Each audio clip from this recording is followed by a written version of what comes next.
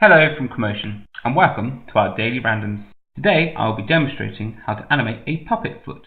As you can see from this dragon animation that I quickly put together, the puppet style of animation for the feet will still give relatively good results for structures. Firstly, let's set up a skeleton and create a couple of legs and feet. For those of you who haven't had a chance to do leg setups before, check out our 2-minute video called Let's Leg It in the Komotion Daily Randoms playlist, or you can find the link in the description below. By now, you should hopefully have a spine, a couple of legs, and a couple of feet. Next, I'd recommend saving your scene so that you can come back to and open it again, so that you can have a play with the controls to see how these work. Now, inverse chain isn't specifically designed for feet. However, for now, this is a great workaround until we make our new option, which will appear in a new update called Chain Pad, which will of course allow you to have padded feet and hands. So for this to work, if you go onto your chain and first go into IK and FK and set one of your legs to IK.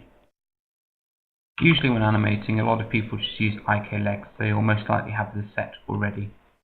Now, if you will now select your foot and also make this into IK. This now means that both of these chains, when you move the IKs, it dictates their movements.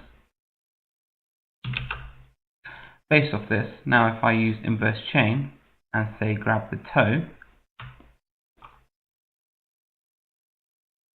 you'll now see that it is rotating from the toe. You can also, of course, do it from a different section of the foot. And this is mainly how you animate your feet and your legs. However, if you fancy going and reloading your scene after you've played around with feet, as you can see from here, you can bend from your knee and do lots of interesting, wondrous things. So when you're using inverse chain, this will generally overpopulate the IK of the parent chain on the timeline. And if you've been playing around with it already, you'll probably have noticed this. So what I usually do, so firstly, you'll want to go into the IK mode. You'll then want to select the base of your rig and select rig. So next, you'll want to go onto layers and create a layer from selected.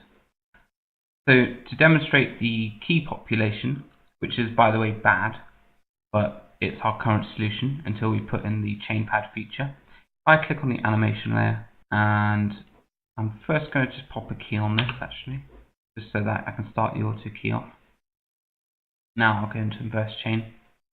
I'm just going to animate. So if you go that, and to start jumping through, you'll see that it now starts animating like a foot. And if I deselect this and go into IK, you'll see that it now has a load of keys on it. This is quite useful for separating these keys from your main layer keys, because if you do a mistake, then you can just quite simply delete a key from this second layer while maintaining a nice clean base layer. And then when you're happy, you can of course just merge these